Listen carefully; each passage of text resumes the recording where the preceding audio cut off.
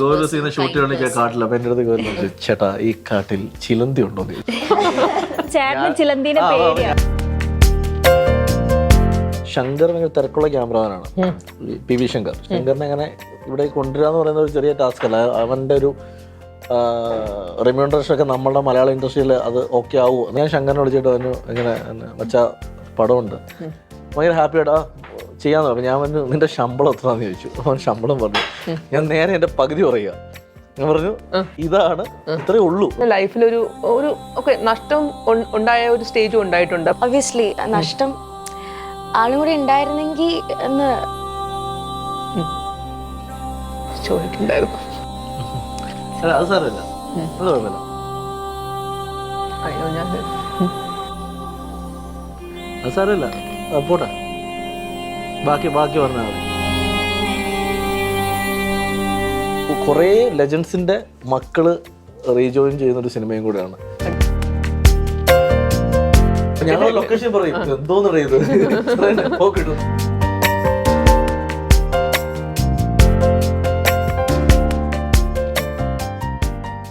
എല്ലാത്തിലും ഒരു സസ്പെൻസിന്റെ പുറത്ത് ഒരു ഡിഫറൻസ് കീപ്പ് ചെയ്യാൻ വേണ്ടി ശ്രമിച്ചിട്ടുണ്ട്.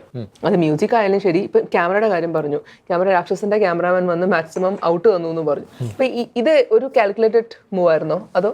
തീർച്ചയായിട്ടും, കാരണം ഈ സിനിമയുടെ ക്യാമറ നമുക്കൊരു എന്തെങ്കിലും അതിലൊരു ഡിഫറൻസ് വേണമെന്നുള്ള നമ്മൾ ആദ്യം പ്ലാൻ ചെയ്തു. അപ്പം ശങ്കർ ഭയങ്കര തിരക്കുള്ള ക്യാമറമാനാണ്, പി വി ശങ്കർ. ശങ്കറിനെ അങ്ങനെ ഇവിടെ കൊണ്ടുവരാന്ന് പറയുന്ന ഒരു ചെറിയ ടാസ്ക് അല്ല. അവൻ്റെ ഒരു റെമ്യൂണറേഷൻ ഒക്കെ നമ്മളുടെ മലയാള ഇൻഡസ്ട്രിയിൽ അത് ഓക്കെ ആവുമോ എന്നൊക്കെ ഒരു സംശയമുണ്ട്. പക്ഷേ ഞാനും വിഷ്ണു ചെന്നൈയിലുള്ള സമയം മുതൽ, അല്ലെങ്കിൽ ഞാൻ എൻ്റെ ആദ്യ സിനിമ ചെയ്യുന്ന സമയം മുതൽ ശങ്കർ നമ്മുടെ സുഹൃത്തും കൂടെ എപ്പോഴും ഞങ്ങൾ ഡിസ്കസ് ചെയ്യും സിനിമകളെ പറ്റി, അവൻ്റെ സിനിമ. അപ്പോൾ ഞാൻ ഇങ്ങനെ, അപ്പം എന്നെ തമിഴിലൊരു പടം ചെയ്യാൻ വേണ്ടി ശങ്കർ ഇങ്ങനെ സംസാരിച്ചുകൊണ്ടിരിക്കുകയാണ്, ഒരു വലിയ പ്രോജക്റ്റ്. അപ്പോഴാണ് ഈ സിനിമ ഓക്കെ ആയി കഴിഞ്ഞപ്പോൾ ഞാൻ വിഷ്ണുവോട് പറഞ്ഞു, വിഷ്ണു ഇവിടുന്ന് ചെയ്യുവാണെങ്കിൽ അത് ഷാജിയേട്ടനായിരിക്കണം. ഷാജിയേട്ടൻ എന്ന് പറയുന്നത് നമ്മുടെ ഇപ്പം പുലിമുരുകനായാലും തുടരുവായാലൊക്കെ ചെയ്ത ഷാജിയേട്ടൻ, രാമലീലൊക്കെ ചെയ്ത ഷാജിയേട്ടൻ ഞാൻ വിളിക്കാന്ന് പറഞ്ഞു. അപ്പോൾ ഷാജിയേട്ടൻ എനിക്ക് തോന്നുന്നു ആ സമയത്ത് വേറെ എന്തോ പ്രൊജക്ട് ലൈവ് നിൽക്കുകയാണ്. അപ്പോഴാണ് ഞാൻ പറയുന്നത് വിഷ്ണു നമുക്ക് ഇങ്ങനെ ശങ്കർ, വിഷ്ണു ചേട്ടാ ബഡ്ജറ്റ് ഞാൻ സംസാരിക്കാമെന്നുണ്ട്. ഞാൻ ശങ്കറിനെ വിളിച്ചിട്ട് അവന് ഇങ്ങനെ വച്ച പടമുണ്ട്, ഭയങ്കര ഹാപ്പിയായിട്ടാ ചെയ്യാന്ന് പറഞ്ഞു. ഞാൻ പറഞ്ഞു നിന്റെ ശമ്പളം എത്രയാന്ന് ചോദിച്ചു. അവൻ ശമ്പളം പറഞ്ഞു. ഞാൻ നേരെ എൻ്റെ പകുതി പറയുക. ഞാൻ പറഞ്ഞു ഇതാണ്, ഇത്രയേ ഉള്ളൂ എന്ന് പറഞ്ഞപ്പോഴത്തേക്ക് അത് പറഞ്ഞു ഒരു കുഴപ്പമില്ല, ഇപ്പൊ എത്ര ദിവസം ഷൂട്ട്? ഞാൻ പറഞ്ഞു 50 ദിവസം കാണാം, അന്ന് സ്ക്രിപ്റ്റ് കംപ്ലീറ്റ് ആയിട്ടില്ല. പക്ഷെ സിനിമ 85 ദിവസം ഷൂട്ട് ചെയ്തു, ഒരു 3 മാസത്തോളം പ്രീയും ഇപ്പൊ ഒരു 2 മാസം പോസ്റ്റും അടക്കം ഇത്രയും വർക്ക് ചെയ്തു. പക്ഷെ ഭയങ്കര ഡെഡിക്കേറ്റഡ് ആയിട്ട് നമ്മളൊക്കെ ഞെട്ടിപ്പോകുന്ന ടൈപ്പുള്ള വിഷ്വൽസ് അവൻ തന്നു. അപ്പൊ ശരിക്കും ഈ മൊമെന്റ് ഞാൻ ശങ്കരോട് ഭയങ്കര താങ്ക്സ് പറയുകയാണ്. അവനടുത്തൊരു എഫോർട്ട് ചെറുതല്ല. അത് എനിക്കും വിഷ്ണുവിനൊക്കെ ഭയങ്കര ഉപകാരം. ഞങ്ങൾ എന്ത് സ്വപ്നം കണ്ടോ സിനിമ അതിന്റെ മുകളിലേക്ക് അവൻ കൊണ്ടു തന്നു. പിന്നെ രഞ്ജൻ സ്വാഭാവികമായിട്ട് പറയേണ്ട ആളാണ്. നമ്മൾ എന്തൊക്കെ എടുത്തു വെച്ചാൽ ഇതിനെ ഒന്നും കൂടെ ഒന്ന് അപ്ലിഫ്റ്റ് ചെയ്യുന്നത് മ്യൂസിക്കാണ്. അതവൻ കൃത്യമായിട്ട് ചെയ്തു തന്നിട്ടുണ്ട്. പിന്നെ ഈ ടീസറിലോ ട്രെയിലറിലോ കണ്ടതല്ല ശരിക്കും ചെയ്തു വെച്ചിരിക്കുന്നത്. ശരിക്കും ഒരു 90s വൈബ് കൊണ്ടുവന്നിട്ടുണ്ട് സിനിമ. ഡാൻസിൽ തന്നെ ചെറുതായിട്ട് നമുക്കത് ഫീൽ ചെയ്യുന്നുണ്ട് നല്ല രീതിയിൽ തന്നെ. അപ്പം ഇതില് സൈലൻസിന് വരെ നമ്മൾ പേടിക്കുന്ന ആ ഒരു മുൻവിധിയോട് കൂടി, ചില സിനിമകൾക്ക് ഹൊറാണെന്ന് ചിലപ്പോൾ നമ്മൾ അറിയണുണ്ടാവില്ല, ചെല്ലുമ്പോഴായിരിക്കും എലമെന്റ്സ് പതുക്കെ വരുന്നത്. തമിഴിലൊക്കെ ഇറങ്ങുന്ന പല ഫിലിംസും അങ്ങനെയാണ്. പക്ഷെ മലയാളത്തിൽ ഇത് നമ്മൾ ആണെന്ന് പറഞ്ഞു പോയി കാണുന്ന സാധനമാണ്. അപ്പോൾ ഉറപ്പായിട്ടും നമ്മുടെ ഉള്ളിൽ മുൻവിധി ഉണ്ട്. അപ്പോൾ സൈലൻസിന് വരെ നമ്മൾ ഡിസൈൻ ചെയ്യണ്ടേ? അതായത് ഇതിന്റെ ഡിസൈൻ ചെയ്തിരിക്കുന്നത് രാജാകൃഷ്ണൻ ചേട്ടനാണ്, സൗണ്ട് ഡിസൈനിങ് ചെയ്തിരിക്കുന്നത്.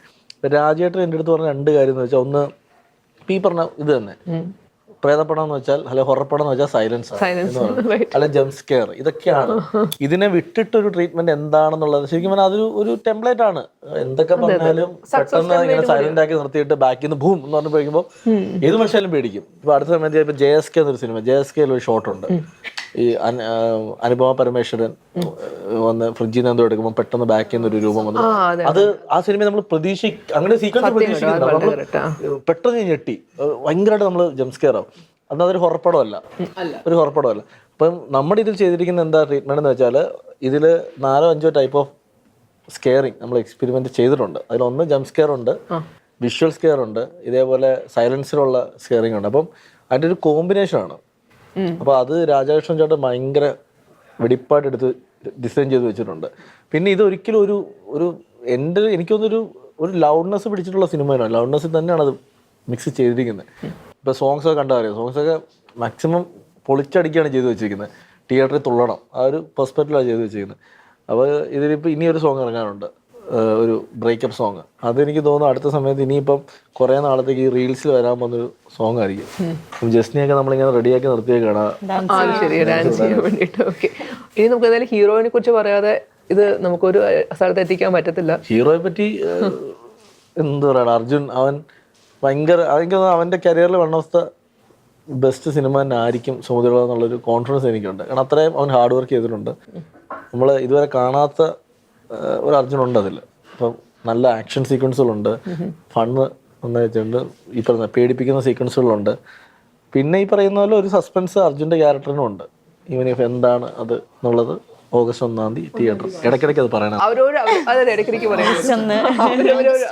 അവരുടെ ഹീറോസിനെ കുറിച്ചിട്ട്. എങ്ങനെയാണ് അർജുൻ അശോകനായിട്ടുള്ളൊരു എക്സ്പീരിയൻസും? എനിക്ക്, ഞാൻ ആനന്ദ് ശ്രീബല വർക്ക് ചെയ്തുകൊണ്ട് ഓൾറെഡി ഞങ്ങളൊരു ഫ്രണ്ട്ഷിപ്പ് ഉണ്ട്. ഭയങ്കര ക്ലോസ് ഫ്രണ്ട്സ് ആയിരുന്നില്ല, ജസ്റ്റ് കാണുമ്പോൾ ഹൈ ബൈ. പിന്നെ ആള് നല്ലോണം ഐ മീൻ നമ്മളോടൊക്കെ വന്ന് സംസാരിക്കും. നമ്മൾ ആദ്യമായിട്ട് പോകുമ്പോൾ ഞാൻ അങ്ങനെ സംസാരിക്കില്ല, but he'll come, he'll talk. പക്ഷെ ഇവിടെ എത്തിയപ്പോൾ കുറച്ചും കൂടി ഞാനും കുറച്ച് ഓക്കെ ആയി, ഇവരൊക്കെ ആയിട്ട് കമ്പനി ആയപ്പോൾ ഞാനും സെറ്റിലൊക്കെ ഒന്ന് ഹാപ്പി ആയി. ഇല്ല, പക്ഷെ നമ്മൾ എപ്പോഴും സെറ്റിൽ ഞങ്ങൾ എപ്പോഴും ഒരു കാരവനിൽ ഇങ്ങനെ ഇരിക്കുക. പിന്നെ നമുക്ക് ലാസ്റ്റ് ഒക്കെ ആയപ്പോഴേക്കും ഞങ്ങൾക്ക് മാത്രമേ ഉള്ളൂ ഷൂട്ട്, വേറെ ഇവരാരും ഇല്ല. അപ്പൊ ഞങ്ങൾ പിന്നെ സംസാരമൊക്കെ ആയി, ഇപ്പൊ നല്ല ഫ്രണ്ട്സ്. ആളുടെ ഇപ്പം വർക്ക് ചെയ്യാൻ കംഫർട്ടബിൾ, ലൈക്ക് എനിക്ക് നല്ല എല്ലാരും കംഫർട്ടബിൾ ആക്കി വെക്കും. ലൈക്ക് നല്ലൊരു ഒരു സിംഗിൾ ക്യാരക്ടർ അർജുനെ കുറിച്ച് ഒരു സിംഗിൾ വേർഡ് പറയാൻ പറഞ്ഞ എന്താണ് സ്ട്രൈക്ക് ചെയ്തൊരു ക്യാരക്ടർ? നമ്മളൊരു ഭയങ്കരമായിട്ട് സെന്റി അടിച്ച് വിഷമിച്ചിരിക്കാന്ന് വെച്ചു, ഇവനവിടെ ഇരുത്തിയാൽ മതി.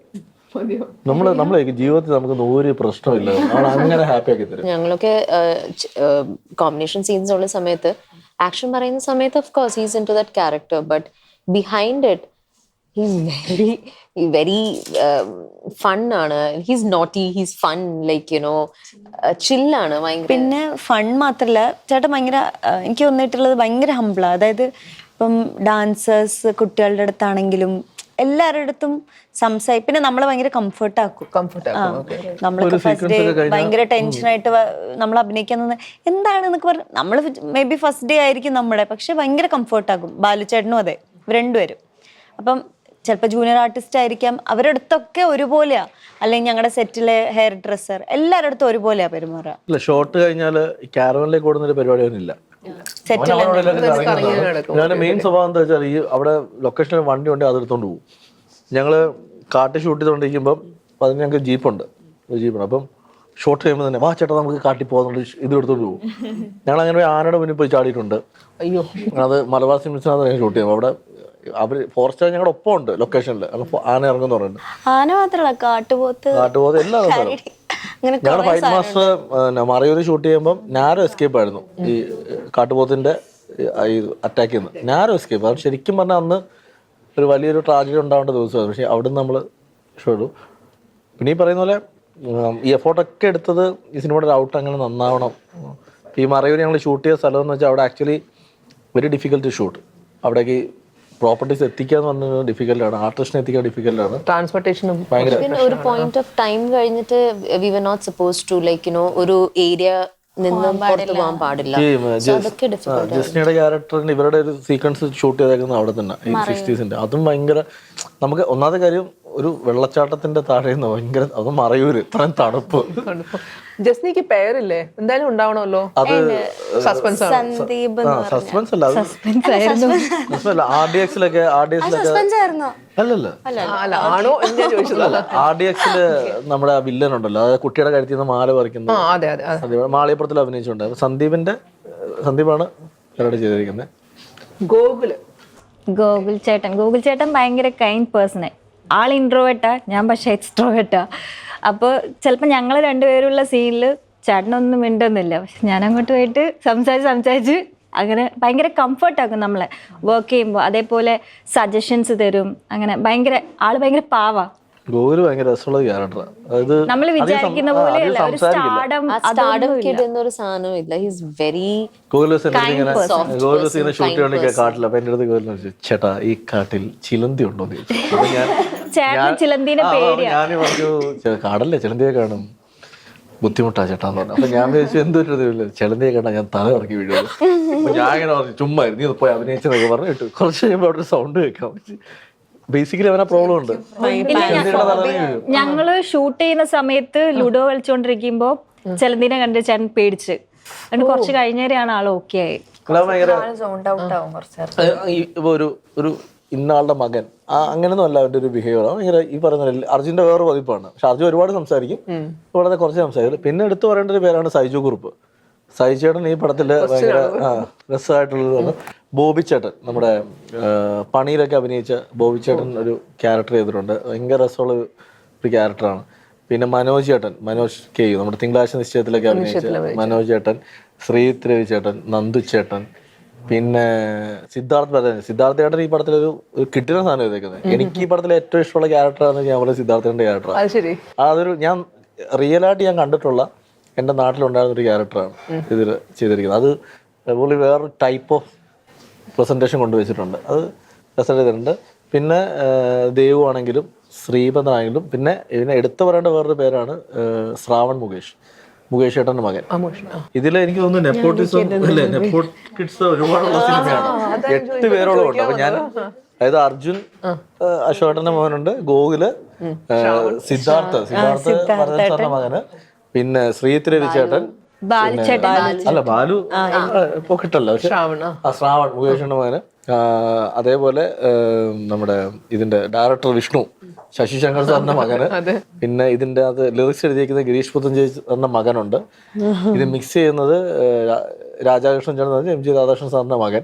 അപ്പൊ ഇത് കുറെ ലെജൻസിന്റെ മക്കള് റീജോയിൻ ചെയ്യുന്ന ഒരു സിനിമയും കൂടെയാണ്. അടിപൊളി. അതൊരു ടാഗ് ലൈൻ ആട്ടോ. അത് മാത്രമല്ല, ഏറ്റവും കൂടുതൽ നല്ല രീതിയിൽ ശ്രദ്ധിക്കപ്പെടുന്ന കുറെ ഇൻഫ്ലുവൻസേഴ്സ് ആയാലും അല്ലെങ്കിൽ ഇതിലുണ്ട്. ഇതില് നമ്മുടെ ശ്രീകാന്ത് വെട്ടിയാരും അമ്മയും അഭിനയിച്ചിട്ടുണ്ട്. അത് ശരി. അതുണ്ട്. റാഫിയുണ്ട്, നമ്മുടെ റാഫിയുണ്ട്. പിന്നെ ആള് ഇൻഫ്ലുവൻസർ ആണ്. പിന്നെ ശിവ എന്ന് പറഞ്ഞിട്ട് നമ്മുടെ ഈ മറ്റേ ജിസ്മ വിമലിന്റെ ഒക്കെ ഷോർട്ട് ഫിലിംസ് ചെയ്തിട്ടുള്ള അവൻ ഇതിനകത്ത് ഭയങ്കര രസമായിട്ട് ചെയ്തിട്ടുണ്ട്. ആ സോങ്ങിൽ മറ്റേ ആ മൂൺ വാക്ക് ചെയ്ത് പോകുന്ന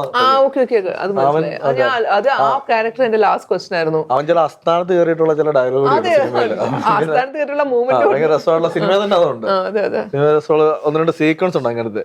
ആ കാലഘട്ടം ബ്രേക്ക് ഡാൻസിന്റെ കാലഘട്ടമാണ്. രഞ്ജൻ ആറാറുള്ള സാധനം കൊടുത്തിട്ടുണ്ട്. രസമായിട്ടൊരു പരിപാടി. പിന്നെ ആ കാലഘട്ടത്തിലെ ഡ്രസ്സിങ്ങിലായാലും ഇതിലൊക്കെ വ്യത്യാസമുണ്ട്. ഈ പറയുന്ന പോലെ എല്ലാരും ക്യാരക്ടറൈസേഷൻ കാണിച്ചിട്ടുണ്ടോ? ഉണ്ടല്ലേ. അത് പിന്നെ കറണ്ട് പോകുന്ന ഒരു പരിപാടി. ഒന്നാം ഗ്രാമത്തില് രാത്രിയില് കാറ്റടിച്ചാൽ കറണ്ട് പോകുന്ന ഒരു സ്ഥലമാണ്. അങ്ങനത്തെ സീക്വൻസുകളുണ്ട്. പിന്നെ സ്മിനു ചേച്ചി ചെയ്തിട്ടുണ്ട്. സ്മിനു ചേച്ചി നല്ലതുണ്ട്. അശ്വതി അഭിനയിച്ചിട്ടുണ്ട്. പിന്നെ ഇതിനകത്തുള്ളത് നന്ദു പിന്നെ അനന്തലാൽ സാറുണ്ട്. പിന്നെ ജയകൃഷ്ണൻ ചേട്ടനെ ഒക്കെ നമ്മൾ ഇന്നേ വരെ കാണാത്ത പോലത്തെ ഒരു അപ്പിയറൻസിലാണ് അഭിനയിച്ചത്. ജയകൃഷ്ണൻ ചേട്ടനെ, ചെന്നൈ മനോജ് ചേട്ടൻ, 34 ആർട്ടിസ്റ്റുകളുണ്ട് പടത്തില്. മെയിനായിട്ട് 34 ആർട്ടിസ്റ്റുകൾ. മെയിൻ മറ്റേ സോങ് സീക്വൻസ് ഒക്കെ വരുമ്പോഴാണ് മറ്റേ ലിറ്ററലി ഒരു ഉത്സവം ഫീലാണ്. Of course we have men's caravan different ആയിരിക്കും ഫീമെയിൽസ് caravanനകത്ത്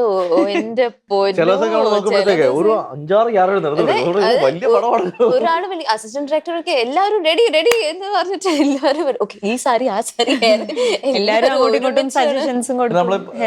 പറയാത്ത ക്യാമിയോ ചെയ്യുന്ന 1-2 ആർട്ടിസ്റ്റുകളുണ്ട് പടത്തിൽ. അത് മനസ്സിലായി. ഇനി നിങ്ങൾ ഓരോരുത്തരായിട്ട് എനിക്കൊരു ചെറിയ ഷോർട്ടായിട്ട് ഒന്ന് പറഞ്ഞു തരണം. നിങ്ങൾക്ക് സുമതി വളവ് എന്താണ് നിങ്ങളുടെ സുമതി വളവ്? നിങ്ങളുടെ വേറെ നിങ്ങൾക്ക് ഉള്ളിന്റെ ഉള്ളിൽ നമുക്ക് അകത്ത് തോന്നത്തില്ലേ ഒരു ഫീലിംഗ്? സുമതി വളവ് മൂവിയാണോ? സുമതി വളവ് എന്ന് പറയുന്ന മൂവി ടെക്നീഷ്യൻസ് ബാക്കിയുള്ളവരെ കൂടെ ഒന്ന് പറഞ്ഞേക്കാണ്. വെച്ചാൽ നമ്മളെല്ലാവരെ പറ്റും അവരെ പറ്റി പറയുന്നു. പക്ഷേ ഇതില് മ്യൂസിക് ചെയ്ത രഞ്ജനാണ്, എഡിറ്റ് ചെയ്തിരിക്കുന്നത് ഷെഫീഖാണ് ഭ്രമയുഗം, അതുപോലെ ജിഗർദണ്ഡ 2 ഒക്കെ ചെയ്തിരിക്കുന്നത് ഷെഫീഖ എഡിറ്റ് ചെയ്തിരിക്കുന്നത്. ഇത് ബാക്കി ആർട്ട് ഡയറക്ടറായിട്ട് നമ്മുടെ അജയ് മാങ്ങാടാണ് ചെയ്തിരിക്കുന്നത്. അതുപോലെ ഫൈറ്റ് ചെയ്തിരിക്കുന്നത് രാക്ഷസന്റെ ഫൈറ്റ് മാസ്റ്റർ വിക്കി മാസ്റ്ററാണ് ചെയ്തിരിക്കുന്നത്. പിന്നെ അഭിഷേക് എന്ന് പറയുന്ന മാസ്റ്ററുണ്ട്. മാഫിയ ശശിയേട്ടൻ ചെയ്തിട്ടുണ്ട്. അതിൽ വലിയ സീക്വൻസുകളാണ് വന്നിരിക്കുന്നത്.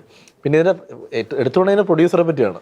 ഇത് മുരളിച്ചേട്ടൻ ഞങ്ങളിപ്പോൾ ആദ്യം തൊട്ടേ ഞാൻ ഉണ്ടാ കൂടെ നമ്മൾ ചെയ്യുന്നു വെള്ളം സിനിമയുടെ യഥാർത്ഥ ക്യാരക്ടർ വെള്ളം മുരളിച്ചേട്ടൻ. പിന്നെ ഇപ്പം അതിൻ്റെ കൂടെ ഞങ്ങൾക്ക് ഏറ്റവും വലിയ സപ്പോർട്ടായിട്ട്, അല്ലെങ്കിൽ ഞങ്ങൾ ഏറ്റവും ആഗ്രഹിച്ച പോലെ ഗോകുലം കൂടെ ഞങ്ങളൊപ്പം എത്തിയപ്പോൾ സിനിമ ഒരു വലിയ സ്കെയിലിലേക്ക് മാറി. അതുകൊണ്ട് തന്നെ ഇതൊരു വലിയ ക്യാൻവാസിൽ ഒരുക്കിയ സിനിമ തന്നെയാണ്. അതുകൊണ്ട് തന്നെ ഗോകുലം കൂടെ എത്തിയപ്പോഴത്തേക്ക് ഞങ്ങൾക്ക് അതൊരു വലിയ സപ്പോർട്ടായി. ഗോപാലൻ സാറിനെ പോലത്തെ ഒരാളും കൂടെ വന്നപ്പോൾ സുമതിയുള്ള ഒരു ബിഗ് സ്കെയിലിലേക്ക് മാറി.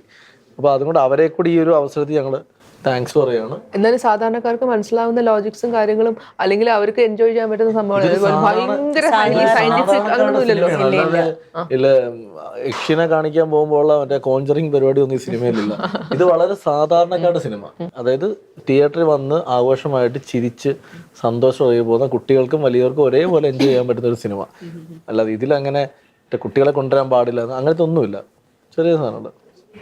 ഓരോരുത്തരായിട്ട് നിങ്ങൾക്ക് സുമതി വളവ് എന്താണ് അത് ഒരു ഇന്നർ ഫീലിംഗ്, ആ ഒരു ഗ്രാറ്റിറ്റ്യൂഡോട് കൂടി, അതായത് ക്യാരക്ടറാണോ അതോ ആ ഫിലിം എന്താണ് നിങ്ങളുടെ ലൈഫിൽ ഉണ്ടാക്കിയ മാറ്റം, അല്ലെങ്കിൽ എന്താണ് ആ ഫിലിം നിങ്ങൾക്ക്? ഓക്കെ, എന്നെ സംബന്ധിച്ച്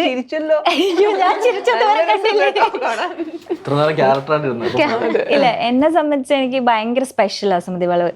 ഫസ്റ്റ് മൂവി ദിലീപേണ്ട ഭവി കേട്ടക്കറിന്, അത് കഴിഞ്ഞ് നല്ല സ്ക്രിപ്റ്റിന് വേണ്ടി വെയിറ്റ് ചെയ്തുകൊണ്ടിരിക്കുമ്പോഴാണ് എനിക്ക് ഭയങ്കര ലക്കിലി പെട്ടെന്ന് കിട്ടിയതാണ് സുമതി വളവ്. അങ്ങനെ ആ ഫിലിം റിലീസ് ആകുമ്പോൾ അതായത് ഷൂട്ട് വിളിച്ചാണ് ദിവസം ജൂഹിനെ പ്രൊഡക്ഷൻ കൺട്രോൾ ഇങ്ങനെ വിളിച്ചു പറഞ്ഞ എൻ്റെ സിനിമയുണ്ട് ജൂ. അപ്പോൾ എന്നെ വിളിച്ച് പ്രൊഡക്ഷൻ വിളിച്ച് കഥ പറയണം. ഞാൻ ജൂഹിനോട് ജൂഹി ചേട്ടാ ഞാൻ നാളെ രാവിലെ എത്തുന്നോടെ ഞാൻ പറഞ്ഞ കഥ കേൾക്കട്ടെ. വേണ്ട, അതായത് ഷൂട്ട് എനിക്ക് തോന്നുന്നു December 1 സ്റ്റാർട്ട് ചെയ്ത്, അതിന്റെ തലേന്നാണ് എന്നെ വിളിച്ചിട്ട് ഇങ്ങനെ സ്റ്റോറി പറയുന്നത്. December 1 പോയി, ലുക്ക് ടെസ്റ്റ്, പിറ്റേന്ന് ഷൂട്ട്. ഷോ എനിക്ക് അങ്ങനെ ഭയങ്കര ഫാസ്റ്റ്. ജസ്നിക്ക് എന്താണ്? കാരണം ലൈഫിലെ ഏറ്റവും ഒരു നല്ല ഒരു, ഞാൻ എപ്പോഴും ഞാൻ പറഞ്ഞിട്ടില്ല, ഈ അടുത്ത കാലത്ത് റീൽസ് വളരെ കുറച്ചേ കാണുന്നുള്ളൂ. പിന്നെ ചെയ്യുന്നതിൽ കുറച്ചൊരു മെച്യൂരിറ്റി വന്നിട്ടുണ്ട്. തീരെ കുട്ടിത്തം ഇട്ട് ചെയ്യണതൊക്കെ ഉണ്ടായിട്ടുണ്ടല്ലോ പണ്ട്. അതൊക്കെ ഞങ്ങൾ വീണ്ടും വീണ്ടും കാണുന്നുണ്ട്. ഇപ്പൊ മെച്യൂരിറ്റി വന്നതും വീണ്ടും വീണ്ടും അതിന് സൗന്ദര്യമാണ് കൂടുതൽ എടുത്ത് കാണിക്കുന്നത്. ഗ്രേസ്, ആ മെച്യൂരിറ്റി ആണ്. അതെ, അതാ ഉദ്ദേശം, മറ്റേ മെച്യൂരിറ്റി അല്ല. ഗ്രേസ് നല്ല ഗ്രേസ് കൂടുതൽ വന്നിട്ടുണ്ട്.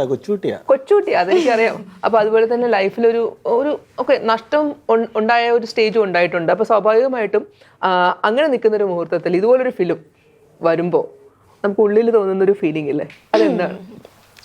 സുമതി വളവ് ശരിക്കും ഭയങ്കര സ്പെഷ്യൽ ആയിട്ടുള്ള ഫീലിംഗ് ആണ്.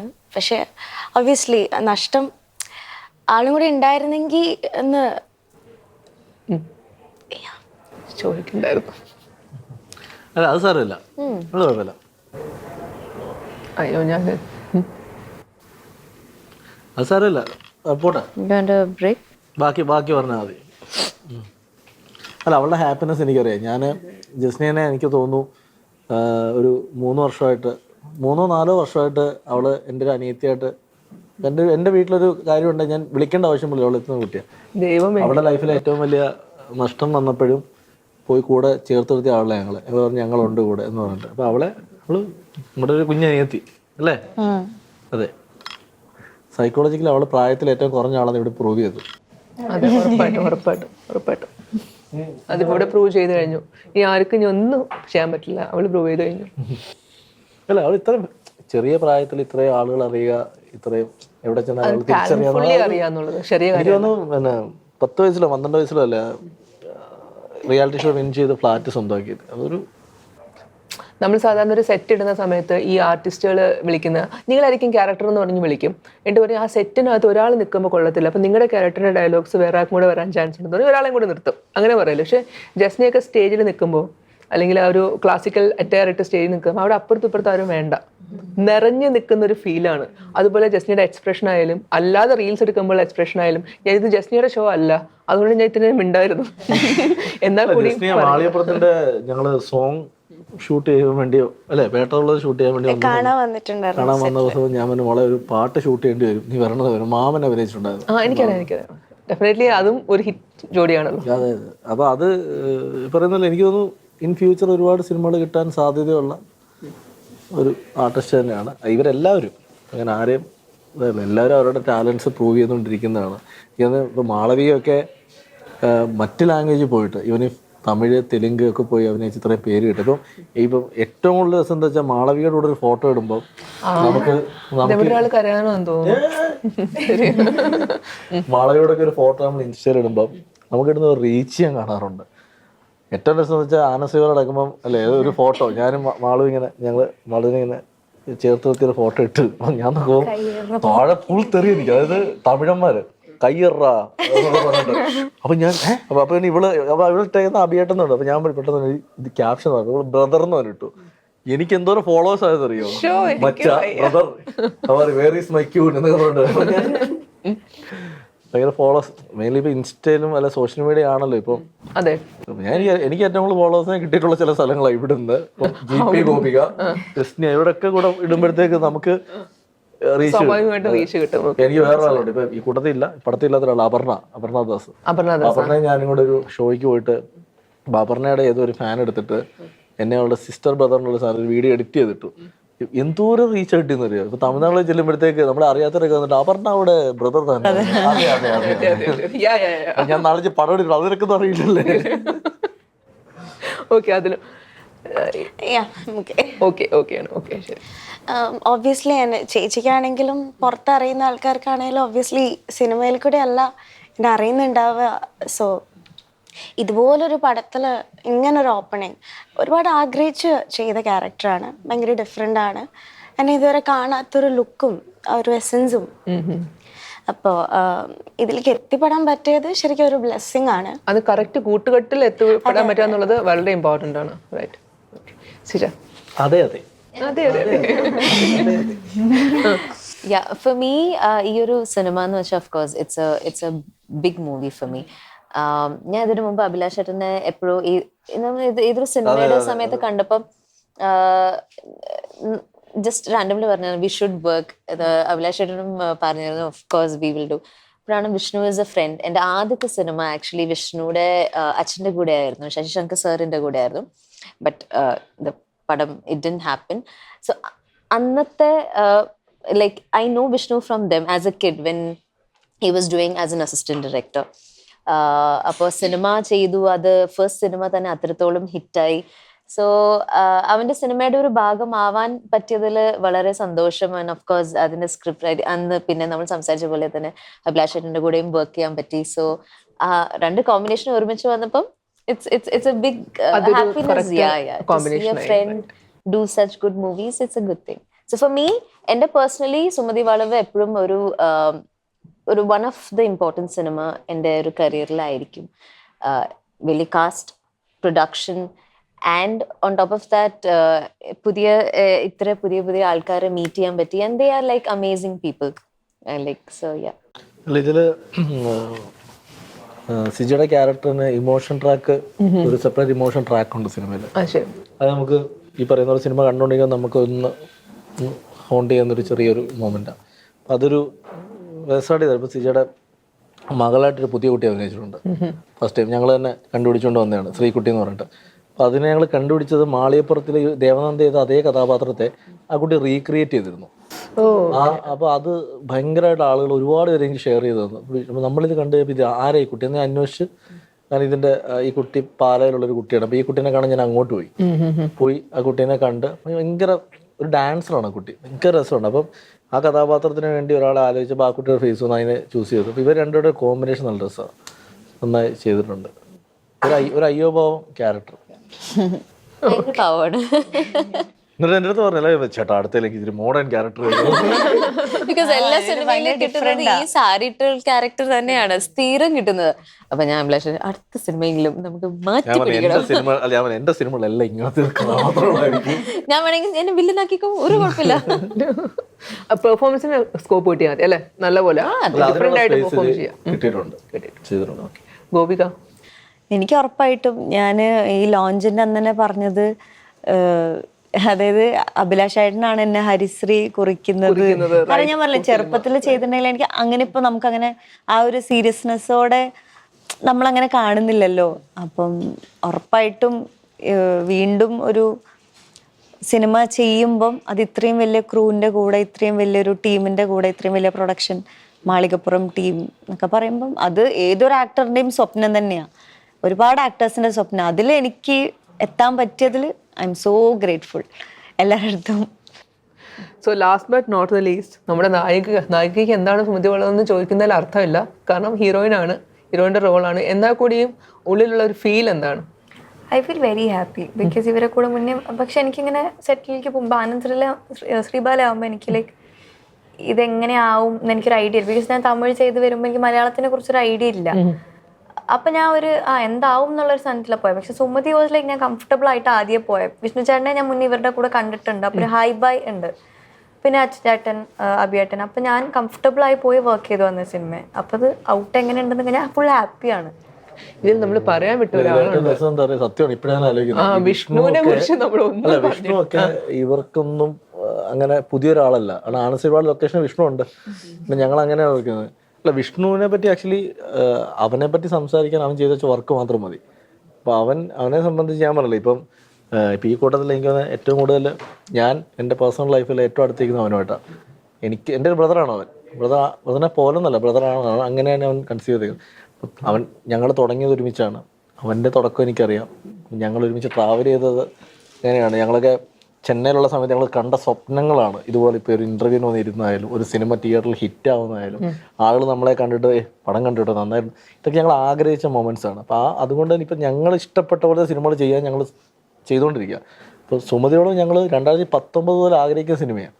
മാളികപ്പുറത്തിന് മുന്നേ ഞങ്ങൾ ചെയ്യുന്ന സിനിമയാണ്. അപ്പം അവൻ്റെ ഒരു മാക്സിമം എഫേർട്ട് ഈ സിനിമയ്ക്ക് വേണ്ടി ചെയ്തിട്ടുണ്ട്. സിനിമ അവൻ നന്നായി. ഇപ്പോൾ ഒരു പക്ഷേ എനിക്ക് തോന്നുന്നു ഈ ഒരു സിനിമയുടെ കഴിയുന്നതോടെ അവന് ഒരു പക്ഷേ ഔട്ട്സൈഡ് കേരള ചിലപ്പോൾ വലിയ പടങ്ങളിലേക്ക് പോകാൻ സാധ്യത കാണുന്നുണ്ട്. അപ്പോൾ ആസ് എ മേക്കറായാലും അവൻ ഒരുപാട് ഇമ്പ്രൂവ് ചെയ്തിട്ടുണ്ട്. ഇപ്പോൾ മാളികപ്പുറത്തിനെക്കാട്ടിലും ടെക്നിക്കൽ സൈഡിലും ഒരുപാട് ഇമ്പ്രൂവ് ചെയ്ത സിനിമയാണ് സുമതി. ഓക്കെ, അപ്പോൾ എന്തായാലും നമ്മൾ August 1 തിയേറ്ററിൽ തന്നെ കാണാം. നിങ്ങൾ ഈ പറഞ്ഞ ഈ വാദങ്ങളൊന്നും ഇപ്പോൾ ഒരിക്കലും നമ്മുടെ സിനിമ ഭയങ്കര അങ്ങനെ നമ്മൾ പറയുന്നില്ല. ഇത് ഒരിക്കലും ഒരു പബ്ലിസിറ്റിക്ക് വേണ്ടി പറയുന്നത് കാര്യമുണ്ട്. സിനിമ കണ്ടിട്ട് ജെന്യുവനായിട്ട് അഭിപ്രായം പറയുള്ളൂ. കാരണം ഞങ്ങളുടെ എഫേർട്ട് ഞങ്ങൾ മാക്സിമം ചെയ്തിട്ടുണ്ട്. ബാക്കി പ്രേക്ഷകരാണ് എന്തൊക്കെ ചെയ്തു വെച്ചാലും, എത്ര ബഡ്ജറ്റ് ചെയ്താലും സിനിമ കാണുന്ന പ്രേക്ഷകൻ്റെ അഭിപ്രായമാണ് സിനിമയുടെ വിജയവും പരാജയവും. അപ്പം അത് ഇനിയും ജനങ്ങൾക്ക് വിട്ടുകൊടുക്കുക. അപ്പോൾ അവർ ഞങ്ങളുടെ പരിപാടി ഞങ്ങൾ കൃത്യമായിട്ട് ചെയ്തിട്ടുണ്ട്. പിന്നെ പ്രൊമോഷൻ അറിയാലോ, പ്രൊമോഷൻ സ്വഭാവമായിട്ട് നമ്മൾ നമ്മുടെ സിനിമയെ പറ്റി പോസിറ്റീവായിട്ട് സംസാരിക്കണം. അപ്പോൾ ഇതിലിപ്പോൾ എന്തായാലും ഇവർ പറഞ്ഞ പോലത്തുള്ള ഒരു ട്വിസ്റ്റ്, ക്ലൈമാക്സിലെ ട്വിസ്റ്റും ക്ലൈമാക്സിൻ്റെ അല്ലെങ്കിൽ ഇൻ്റർവെല്ലിലെ ട്വിസ്റ്റും ഈ സംഭവങ്ങളെല്ലാം തന്നെ, പിന്നെ ഹൊറർ പല രീതിയിൽ പ്ലേസ് ചെയ്തിട്ടുണ്ടെന്ന് പറഞ്ഞു. പല രീതിയിൽ നമ്മൾ ഞെട്ടിക്കാൻ വേണ്ടിയിട്ട് ഉള്ള എഫക്ട്സ് കൊണ്ടുവന്നിട്ടുണ്ടെന്ന് പറഞ്ഞു. അതുപോലെ തന്നെ കുറേ പെൺകുട്ടികളെ നമ്മുടെ മുമ്പിൽ നിർത്തിയിട്ട് തെറ്റിദ്ധരിപ്പിച്ചിരിക്കുകയാണ്. ഇതിൽ ആരാണ് സുമതി എന്നുള്ള ക്യൂരിയോസിറ്റിയും കൂടെ തരുന്നുണ്ട്. അത് ഈ ക്യൂരിയോസിറ്റി എനിക്ക് ഇപ്പോഴും എൻ്റെ കയ്യിൽ നിന്ന് അങ്ങോട്ട് പോകണില്ല. പിന്നെ കൂട്ടത്തിൽ പറയാൻ വേണ്ടി 4 വരെ വന്നിട്ടുള്ളൂ, 5 വരെ വന്നിട്ടുള്ളൂ, ഇനി ഉണ്ട് വരാനൊന്ന്. അപ്പോൾ അതിൽ ആ സുമതി എന്നാ നമുക്ക് അറിയത്തില്ല. ഇനി അത് സുമതി എന്ന ക്യാരക്ടറിനെ എങ്ങനെയാണ് അവർ സ്ക്രീനിൽ പ്രസന്റ് ചെയ്യാൻ പോണേ അതും അറിയത്തില്ല. എല്ലാം സ്ക്രീനിൽ കണ്ടാൽ മതി എന്നാണ് പറയുന്നത്.